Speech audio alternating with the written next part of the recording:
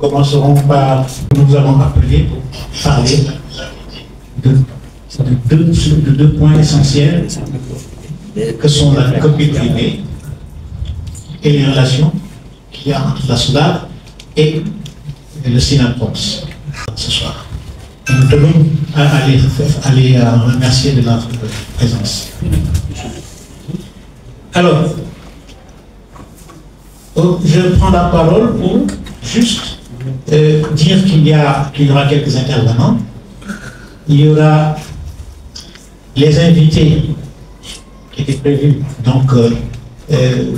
déjà, il y avait M. Ibrahim Gueye, il y avait aussi deux autres du gouvernement qui étaient là, qui étaient prévus, mais qui ont envoyé un représentant. Et en route, voilà, c'est ça. Il était prévu aussi un showcase. Malheureusement, les artistes. On a dépassé, nous autres artistes musiciens, le statut, le cadre de l'association pour emprunter ce statut syndical. Ce syndicat s'est illustré dès la naissance par une adhésion monstre de la part des acteurs culturels. Et cela s'explique parce qu'il y a eu beaucoup de frustration, énormément de frustration. À tous les niveaux, nous partageons tous le même dénominateur commun, la frustration. Et surtout, le défaut de reconnaissance. Les artistes tardent à être reconnus. Évidemment, il y a énormément de progrès, il y a eu beaucoup de choses qui ont été faites entre-temps, notamment la copie privée, qui vient à son heure. Et nous tenons à féliciter évidemment les membres de l'État, les efforts qu'ils ont eu à faire. Les rapports qui nous lient avec notre entité, notre maison mère, je l'appelle la maison mère qui est la SODAV, s'était détérioré à un niveau vraiment extrême. Et aujourd'hui, il est grand temps, vraiment grand temps, de parler et de ces rapports-là et de faire en sorte que ces rapports-là soient mieux suivis, en tout cas. Voilà. Donc, essentiellement, c'est ça, parler des droits d'auteur, parler des droits voisins. En tout cas, dire aujourd'hui toute notre satisfaction à vous voir ici et à voir évoluer les choses, parce qu'il ne s'agit pas tout simplement de dire les choses, il s'agit de se battre pour justement faire évoluer les choses. Aujourd'hui est très important pour nous. Donc je me tiens devant vous pour aborder une question cruciale qui touche au cœur même de la créativité et de l'expression artistique au Sénégal. La gestion de la propriété intellectuelle et des droits d'auteur de nos artistes. Depuis 15 longues années, nos créateurs, nos musiciens, nos écrivains et nos artistes visuels souffrent d'une injustice qui ne peut plus durer. Ils demandent avec raison une équité dans la distribution des droits, un droit fondamental qui leur est dû. La propriété intellectuelle n'est pas qu'un simple concept juridique. Elle est le reflet de l'effort, de la passion et de l'âme de ceux qui consacrent leur vie à créer. Chaque note de musique, je vous dis bien, chaque note de musique, chaque mot écrit, chaque œuvre d'art est le fruit d'un travail acharné. Pourtant, trop souvent, ces artistes sont laissés en rade, se trouvent dépossédés des fruits de leur labeur. Les droits d'auteur qui devraient leur apporter un soutien financier sont souvent mal gérés, je dis bien mal gérés, laissant nos créateurs dans l'ombre et la précarité. Artistes ay nitu diine nitu xam-xam nitu am nitu xel mais sonn nañ ci style de travail bi nga xamanteni ces gens qui sont là ñu doon suñu ay employés ñoom la ñuy def. Il est temps de reconnaître aujourd'hui que la culture est un pilier de notre société. Elle nourrit notre identité, renforce nos cohésions sociales, ba ci politique bi passé gis ngeen mu demee, et contribue à notre développement économique en protégeant les droits d'auteur de nos artistes. Nous investissons dans notre patrimoine culturel et nous assurons un avenir où la créativité peut s'épanouir. Parce que c'est ça le Sénégal, c'est ça le monde, c'est ça aussi la diversité culturelle. nous devons exiger une gestion adéquate à la propriété intellectuelle, qui soit transparente, équitable et respectueuse des droits des artistes. Cela implique la mise en place de mécanismes clairs pour la collecte et la distribution des redevances issues de la copie privée. Chaque année doit recevoir ce qui lui revoit, chaque artiste doit recevoir ce qui lui est dû, ses droits, je dis bien qu'il revient de ses droits, afin de pouvoir continuer à créer et à enrichir notre culture. Ensemble, nous pouvons faire entendre la voix de nos artistes. Ensemble, nous pouvons plaider pour une réforme qui garantisse l'équité et la justice dans la gestion des droits d'auteur. Nous ne laissons pas personne, aucune personne bafouer les intérêts de ces artistes, des créateurs, parce qu'ils se battent dans l'ombre uniquement pour la réussite. Soutenons-les, car c'est le succès et notre succès à tous. Chers camarades, le Sénaprox exige la convocation de l'Assemblée générale extraordinaire. Je dis bien que le Sénaprox exige la convocation de l'Assemblée générale extraordinaire pour la révision des textes de la SODAV, qui sont des statuts vraiment antidémocratiques de la SODAV, qui piétinent les intérêts de l'ensemble des artistes et des acteurs de la culture. Chers camarades, des membres du Sénaprox ont impulsé et participé activement depuis des années à l'élaboration des textes de la copie privée et leur application. Nous saluons fortement la signature du décret portant rémunération pour copie privée par le chef de l'État. Mais la commission copie privée de la SODAV est disqualifiée et nous exigeons une nouvelle commission pour copie privée juste et rigoureuse pour l'intérêt général et de la communauté artistique, littéraire et culturelle. Les artistes ayant droit sont fatigués et ne souffrent pas dans la gestion de leur financière par la SODAV. Nous vous invitons à tout dissoudre, je dis bien à tout dissoudre, tout, au terme d'une assemblée générale extraordinaire et opter résolument pour une SODAV au profit de l'intérêt général de l'ensemble des artistes et acteurs culturels de tout le pays du Sénégal et de la diaspora. Nous exigeons la dissolution ou la révocation des membres dirigeants parce qu'ils ont irrégulièrement occupé la direction au mépris des règlements et lois en vigueur. Tout le monde a vu comment ils ont bafoué les règles du principe de la contradiction qui veut que les membres de l'Assemblée soient communiqués aux candidats. Tout le monde a vu comment ils ont bafoué les règles du principe de la contradiction, qui veut que les documents soient communiqués aux candidats. Et ça ne s'est pas passé comme ça, nous le savons bien. Avant la tenue de l'Assemblée générale, de la façon dont ils ont usurpé les droits des acteurs culturels, où l'imposition était vraiment très drastique. L'Assemblée générale était censée être souveraine, parce que nous, l'Assemblée générale de la SODAV devait être une Assemblée générale, vraiment souveraine. Ils ont précipité l'Assemblée générale au motif que la salle devait être libérée dans les plus brefs délais, en omettant de respecter les règles les plus élémentaires de présentation et d'identification des candidats aux différents collèges, en refusant de citer les candidats par leur nom d'artiste, en foulant du pied les règles de prise de parole. On a bataillé ferme pour nous faire entendre. Je crois que tout le Sénégal savent qu'on s'est battu uniquement pour nous faire entendre. Juste une fois, juste une fois. Des choses drastiques se sont passées là-bas et je crois qu'aujourd'hui, tout le monde peut vraiment, c'est un peu drastique ce qui s'est passé. C'est vraiment immoral. Des choses qu'on ne connaît même pas d'où ça vient, qui ne sont pas ni administratifs, ni collégiales, ni instructifs, ni démocratiques, avec une mauvaise orientation. Donc, nous voudrions bien faire le Sénaprox, le syndicat des artistes et professionnels de la culture, le levier de cette culture, pour être l'intermédiaire devant les artistes et leurs institutions, devant les artistes et les gens que nous avons employés. Nous reprochons à la SODAV son laxisme auprès des organes de diffusion qui nous sont redevables de sommes d'argent énormes. Et cet argent-là nous avons travaillé matin et soir, créé des œuvres pour pouvoir bénéficier de cet argent. Ils utilisent nos œuvres sans payer à la SODAV. Et nous avons employé la SODAV pour que chaque fin du mois, qu'on puisse payer, ou chaque année, qu'on puisse payer ces artistes, qu'on puisse vraiment, ou chaque semestriel, qu'on puisse payer ces artistes. Mais nous commençons vraiment à voir des choses qui n'existaient pas au Sénégal. Ces problèmes d'aujourd'hui, vraiment, il est temps de les régler le plus rapidement possible.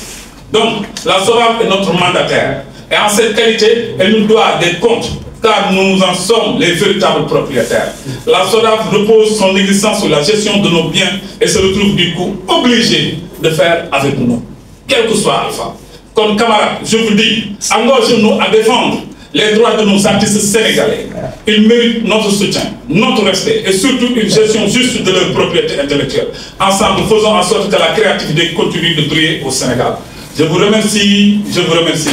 sant suñuy waajur ñu ngi leen di gërëm yéen ñëpp di gërëm journaliste yi di gërëm membres SYNAPROX yi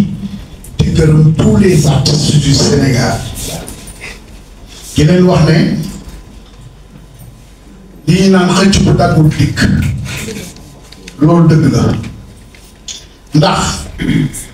SYNAPROX dafa jóg pour leeral c'est-à-dire gindi artistes yi nga xam ne dañu nekk ci Sénégal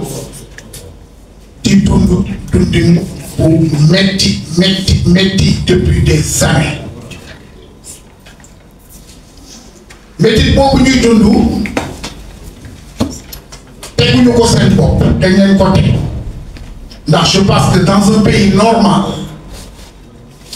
war na mën a am benn organisation boo xam ne dañuy organiser artistes yi ba ñu war cee mën gis seen bopp ndax yàlla def na ñu am suñu statut ñu di ay liggéeykat donc su fekkee dafa am benn poignée de personnes boo xam ne matuñu sax juróom benn bëgg ñu takk bu mu njaameel ba pare wëlbati ko ci ñun noonu ci ay texte maanaam defar sa texte ba mu rafet daal di ciy def say virgule daal di ciy def loo xam ne li ñuy naan yoon yëpp bëgg a jëm Màkka noonu lañ ko tëggee ci leeral pour nit ñi mën a xam li tax SYNAPROX si jóg di xeex ngir àq ak yelleefu artistes yi mooy SODAV dafa teguwul ci dëgg. ndax dans un pays normal comme ni ma ko waxee nit ñi xel rek war na la mën a may ne nit ki war na mën a àq ak yelleef war nga ko mën a sàmm ba doo ko nax parce que ci ay texte lañ ñu nax ñu ci ay texte organiser ay assemblée générale yoo xam ne masul sax 30 minutes pour fal benn PCA te PCA bi ngay fal nee na la man may naa la lépp la nga xam ni danga ma koy fay delloo naa leen ko yéen artistes yi may naa leen ko léegi damay jël lu ñuy naan essence ba moom laa jël ak fu ma dëkk je pense bien mais est-ce que nit ku normal dina liggéey ci bénévolat nit ku normal ka nga xam ni da ngaa judd dem école ñu jàngal la say waajur fay ngay dem ba nekk quelqu'un ñu jox la benn poste de responsabilité fii ci biir Sénégal nga xam ne on est 17 millions d'habitants nga ne kat damay liggéey ba dee may naa leen ko bu leen ma fay looy fayale say doom jàng donc am na lu ciy ñuul amul fenn artiste Sénégal mais ñu goree ngo depuis des années plus de 20 ans ñuy muñ boo demee SODAV ñu ne ñoom ñooy porter garant pour dem ci télévision yi ñu leen di fay ñoom képp boîte de nuit dañoo war a fay restaurant dafa war a fay yeneen ak yeneen yu war a fay nga ne man kat ñooñu nanguwuñu fay yow luñ lay déggee suñu société lan lañ lay déggee suñu société c'est parce que yow matewoo liñ la dénk àdduna day dox xale yee ngi mag artistes yi sonn ñii di feebar di dee da ngay toog nit woona ne la boo ma dimbaliwul du ma ngénte tey boo ma dimbaliwul tey sama jabar dafa feebar boo ma dimbaliwul ordonnance bi du ma ko am mais lan mooy problème bi mooy ñii nga xam ne ñoo ŋànk gestion collective yi fii ci biir Sénégal di ay société ñu dénk leen pour ñoom ñu protéger ñoom ñooy fo dañuy fo matadiwuñ lañ leen daan doy wëlbati ko di organiser ay séminaires un peu partout dans le Sénégal di dem vacances loolu vacances laa ko tudde jël koom-koomu waa SODAV li nga xam ne war nañ ko mën a yëkkati jox ko artistes yi demee ko ay vacances région bu ne ñu ne dañ fay organiser ay séminaires dañoo war a def ay formation pour les artistes ñu fay leen ay pétrole yu dëgër ñu dugal seen poste dem noppal seen yàq loolu lañ fi nekkee donc bés dafa jot te bés du ñàkk te démb moo waral tey nag xaritu artistes yi rakku artistes yi magu artistes yi baayu artistes yi ndijaayu artistes yi ñoo jóg tey pour xeexal artistes yi wax ne lii nga xam ni mu ci biir Sénégal di fi dox depuis des années muy benn lobby bu ñu créé di coxamee suñu alal duñ ko nangu li ñu bëgg mooy révision des textes de la SODAV niñ ko tëggee juróom-benn ya toogoon tëgg ko pour seen propre intérêt ñu tojaat ko noonu artistes yëpp yi nekk ci biir Sénégal booloo daal di toog ñu saytu texte yi daal di def une assemblée générale extraordinaire ñu liggéeyaat ko artistes yi gis seen bopp ci Sénégal bi ci des mooy ku seetlu ku am seetlu dëgg te doon doomu réew mi xam nga ni musique bi dafa dellu ginnaaw à 100% art bi dafa dellu ginnaaw à 100%. Nos artistes n'ont pas de valeur. Les artistes sénégalais amatuñu valeur li ko indi moom mooy benn poigne nit ñu nekk ci kaw collu ba toog di bum di jël suñu alal di ko utiliser di def ay standing ovation di dund bu neex ñun suñuy njaboot ñu ne fi di torox amuñu lenn lu dul aar duñ ko nag ñoo bañ léegi nag damay interpeller gouvernement Sénégal di rafetlu li nga xam ni mooy copie privée bi président signé muy Bassirou Diomaye Diakhar Faye dama bëgg dañu fa ngeen tàccu ndax ñu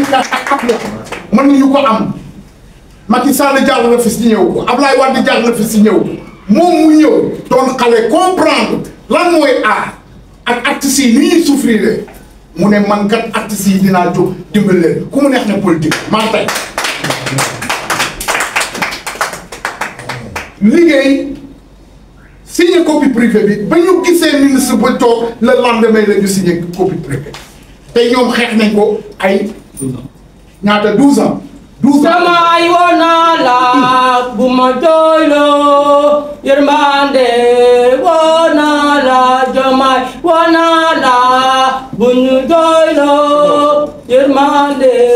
wona ate sa sonn laal ngeen ma bàyyi ay nag léegi nag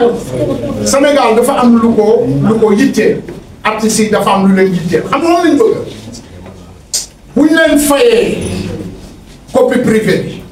ñu génn jënd kër bu ñu leen fayee copie privée bi ñu génn jënd oto at bu ne ñu am oto at bu ne ñu am kër gu bees parce que artistes yi c'est des nobles te muñ nañ ko fi xaar nañ ko fi muñ nañ ko fi vraiment le président def mais dafa rafet jëpp ko rafet da ngay toog ni sax mu ne ah yéen de président sagal na ndax signé na loo xam ne wax dëgg yàlla ngeen ci mën a am loo xam ne vraiment problème yi war na mën a jeex yi artistes yi di dund bravo président mais nag booy denc ci jànc na ko mool max yëpp bu ñu jëlee ña nga xam ni ñoo fi toogoon yor une gestion nébuleuse de cette société tegaat leen fii bàyyi danañ sonn de lu raw lañu daloon moo ñuy dara artistes sénégalais nee nañ ñett nee nañ ñoo bañ ñu xamee ko noonu gisee ko noonu ndax on a lancé une pétition incha allah pétition bi ñun sax dañoo yéemu ci yàlla ndax ñoom plus de 5000 personnes man dama dem ba sama portable dafa yàqu ku ma mën a may portable sax damay jël dafa yàqu ndax ñi lay woo par jour ci ay artistes te ñu xam ne tamit copie privée c'est des objets connectés carte mémoire bu defagul dara lu tax nga naan man artiste bii du ma ko fay carte mémoire bi defagul dara bi El Hadj Cissé mën na ma seede mën ngeen ma seede léegi ordinateur bi defagul dara télévision bi taalaguñ ko nga ne kat man ñi may fay xaalis bi moom mooy ñoo xam ni ay artistes yu génnee ay œuvre lañ mais artiste mën na bañ a génnee œuvre boo xam ni c'est kii mais artistes yi dañuy def benn single bi toj adduna da ngay gis benn peintre bu def benn tableau buy wër adduna fépp foo dem ci ministère ba fekk fa tableau bi nañu génnee seen jikkoy caay-caay boobu ñuy préparer nañ ko arrêté parce que cet argent c'est pour les artistes ñoom ñoo ko moom nañ leen ko delloo nga am carte SODAV ñàkk am carte SODAV on est là on a répertorié tous les artistes du Sénégal loolu dafay leer nga am carte SODAV nga ñàkk am carte SODAV ci nga bokk président moo la ko signé may la ko jërëjëf wa salaam jërëjëf tout le monde. liñ ci mën a déduire mooy que nit ñi dañuy waxee parce que tout simplement am nañ lu leen metti dañu am lu leen metti parce que tout simplement ñu gis ni si seen liggéey liñ ci war a jot jotuñu ci seen société ni mu war a doxee doxewu ko ci seen gis-gis doxewu ko nu mu leen neexee ba tax am na loo xam ne nit ñi dañ ko mën pour supporter au niveau du SYNAPROX SYNAPROX lu muy def mooy jooyu artistes yi nga xam ne ñoom dañuy dégg ñoom la ñuy waxtaan ñoom la ñuy représenté seeni jooy yi la ñuy jël di ko reflété depuis des années nit ñi dañoo xeex ci ay li ñuy wax ay textes ay droits pour mu am c'est-à-dire que li nga xam ne pour assainir l'environnement juridique du monde culturel sénégalais te effectivement ñu koy am les points li ñu amoon on avait 8 points à l'époque je me rappelle bien on avait la copie privée de statut de l'artiste on avait aussi la création d'une société qui nous appartient société maintenant bu mu juddoo mooy la SODAV dañoo gis ne nu muy doxee fa des parce que depuis 2018 les textes ont été changés ni ñu changé textes yi dañu gis ne c'est pas à faveur des membres c'est des erreurs yoo xam ne qu'il faut rectifier raison pour laquelle syndicat bi di exiger une assemblée générale extraordinaire assemblée générale extraordinaire li ci mën a def mooy xool statut bi xool texte yi pour xool pour le fonctionnement de la société et c'est cela qu'on exige parce que benn erreur bu ci gën a benn erreur kese laa ci gën a situé instant bi wax nañ ko waxaat ko wala même di dans les journaux dans les télévisions mais chaque année dafa am 12 personnes yu war a génn ci conseil d'administration te 12 personnes yooyu di génn président conseil d'administration moo koy tànn ay erreur loo xam ne am na ba pare te mu ngi am depuis 2018 au CICES te loolu SYNAPROX dafa taxaw pour mu deñ loolu pour mu deñ il faut que assemblée générale extraordinaire je le rappelle assemblée générale extraordinaire c'est pour changer les textes pour que fonctionnement bi gën a mën a changer lii nag boo amee contradiction la entre les acteurs et les sociétés ak ñuy diriger seen société pourquoi contradiction yi feeñ pourquoi mu am mécontentement pourquoi mu am aujourd'hui malentendu parce que communication moo amul entre la SODAV et les acteurs c'est-à-dire que ñi nga xam ne ñoom ñoo ko moom amul communication rencontre les acteurs man instant bi fàttali ko moom sax ak SODAV nga xam ne c'est une grande rencontre amul soo amul exactement il faut que nit ñi il faut mu demee nii ñoom bu leen neexee toog ñu ngi liggéey ñii bu leen neexee toog liggéeyu leen parce que amul information benn information par exemple en 2014 le président de la République Macky Sall avait déclenché benn audit ba léegi nit ñi amuñu benn information am na benn rapport boo xam ne am na de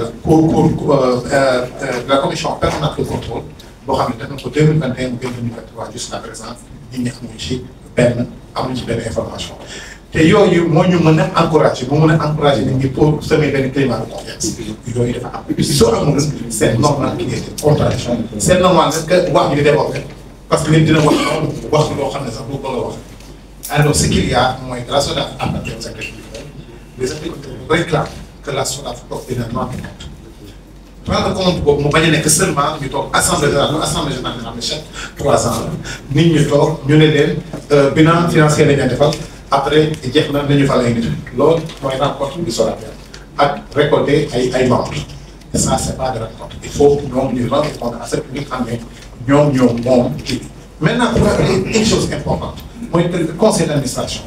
moom dañ ko fal pour superviser moom dañ superviser ñi nga xam ne ñooy agent conseil d'administration mooy joxe directive yoo xam ne agent yi direction bi moo ko war a appliquer conseil d'administration moo war a contrôler loolu est-ce que am na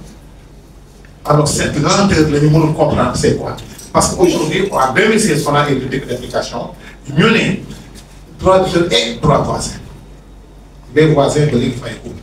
moo tax ñu ngi moo tax mu metti alors il y a à faire il y a un travail à faire il y a des facteurs à faire il y a un travail de proximité à faire de la part de la SODAV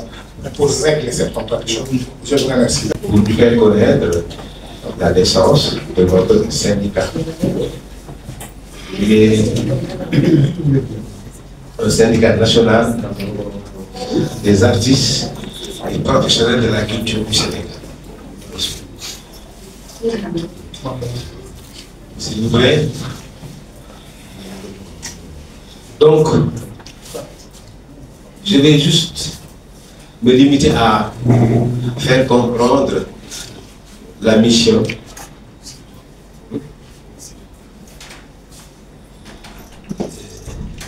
Je voudrais vous faire comprendre pourquoi est né notre syndicat. Peut-être on m'a confié les tâches dans le bureau de la gestion du cinéma et du théâtre. Mais il y a d'autres volets qui sont là, qui intéressent le syndicat. Je vais juste vous les énumérer, c'est important.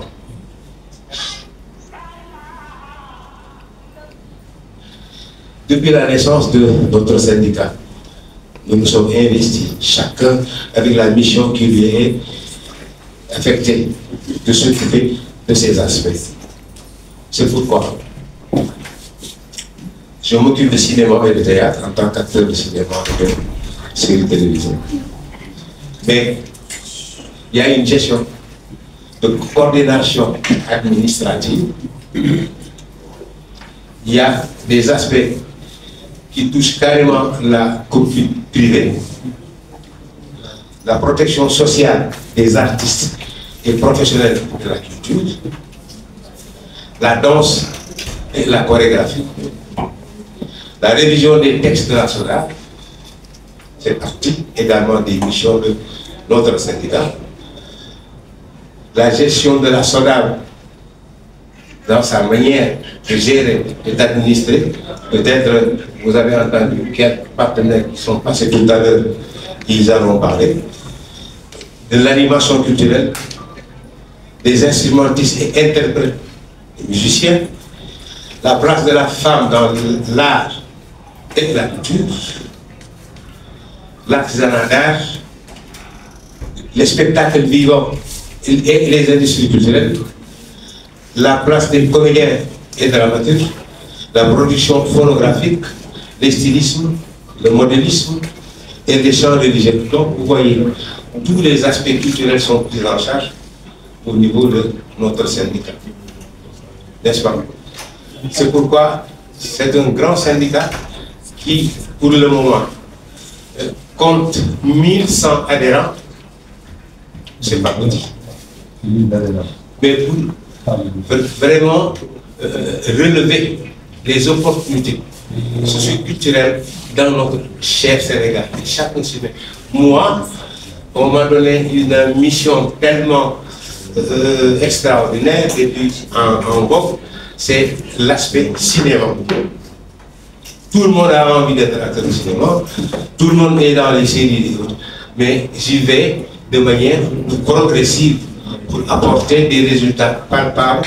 probants et pertinents pour que les acteurs de cinéma et les acteurs de théâtre puissent se retrouver dans ce qu'ils savent faire et ce qu'ils peuvent faire. Je ne saurais davantage m'appesantir sur cette chose. Je vous remercie de m'avoir donné ce peu de temps pour dire au moins c'est quoi les missions de notre syndicat. Je vous remercie. Sénégal yi artistes yi dañoo sonn artiste boo ci gis dafa mujj jël beneen xarmat di ko def uniquement pour mën a satisfaire ay besoins te bu sañoon en kese lay def comme ñuy ñaan yàlla président na gën a taxaw ministère de la culture nañu gën a taxaw SODAV ñu gën a taxaw pour jàppale ñu parce que ñun aar lañu bëgg aar lañu gëm te ci la ñuy dee ndax dafa nekk suñu deret mënuñu ko bàyyi ak lu ñu mën a xarmat ñii ñu ngi ci santé ñii ñu ngi ci commerce ñii ñu ngi si leen rek leen uniquement parce que mënuñu vivre suñu aar et c'est difficile métti na dañu bëgg am kër dañu bëgg am oto dañu bëgg faj suñu soxla dañu bëgg sañse bu rafet ñu xam ne ñii ay artistes la te on est digne ñàkkuñu fayda am nañ fulla am nañ fayda ni ñu jàppale nit ñi suñu xaalis dañ ñu ko jox ak fu mu mën a nekk bu dee SODAV dañ ñu ko jox bu dee ministère de la culture dañ ñu ko jox bu dee centre culture dañ ñu ko jox et puis ñu utal nit ñi ay emploi da nga fay gis ay professionnels yoo xam ne nii mënuñu am salaire c'est pas normal alors que ñu def seen ay formation mu ci musique mu ci danse mu ci théâtre mu ci feneen ak feneen nañu jàppale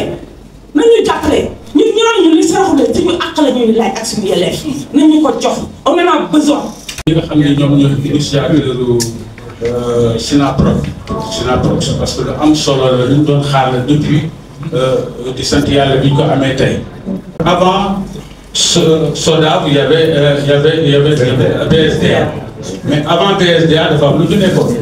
avant BSDA nous les artistes au Sénégal boobu ORTS sax moo fi nekkoon. ORTS. da ngay ñëw demander tranche en tant que musicien chanteur wala loo mën a doon nga demander tranche ñu jox la tranche le jour tel ñëwal nga def sa enregistrement jour ba ñëw nga def sa enregistrement boo paree nga wàcc ci suuf ñu compter na sa xaalis bàyyi la nga def si dafa mel ni moment boobu moo dàq bon le SODAV ñu créé son BSDA ñëw en 1972 waaw ñu foog ni dina baax bon muy sooxe. Et puis sooxe boobu dem ba SODAV ñëw ñu foog ni dina tane affaire bi gën a sooxe donc j'ai l'habitude de dire que la musique sénégalaise est à genoux may dundaal sama baar en fait parce que ça fait plus de 40 ans maa ngi ci art maa ngi ci musique te je pense que am na xale yu bëri xam nañ ma parce que lu bëri formé naa leen ci wàllu musique fii au Sénégal te depuis boobu man j'essaie de faire mon devoir quoi Sinaproc nag dinaa leen demander aussi ñu bàyyi xel ci lenn muy la formation des artistes parce que bu ñu nee dañu war a ñëpp dañu war a am droit ci droit yi dina jaxasoo parce que bu boobaa ku jóg dina ni je suis artiste ñëpp ay nekk artiste déjà au Sénégal tout le monde est artiste dama koy am habitude de wax souvent la musique sénégalaise est à genoux. ab chanteur amul benn chanteur la majeure partie de nos chanteurs la koo ci woy xamul sax registre bu muy woy xamul sax ba xam voix am soprano wala ils s'y connaissent pas c'est pas de leur faute parce que ils n'ont pas eu de formation les instrumentistes la majeure partie ils connaissent ils jouent mais li ñuy jouer sax di ko xam ce qui veut dire que ñun ñi nga xam dañuy voyager di dem partout ci àdduna bi musiciens sénégalais yi dañu absent ci scène musicale yi ci festival yi ci àdduna bi bokkatuñu et je dis bien Gambie mi ngi ñuy raw Guinée raw nañu Mali raw nañu ñun ñu ngi fi nekk rek di dem ci dara ñu foog ni ñoo ci nekk te dara nekkuñu ci dara te li waral lan mooy formation moo tax nag bon moi je n'ai jamais attendu que l'État mu merde wala keneen di ma dama jël samay propre initiative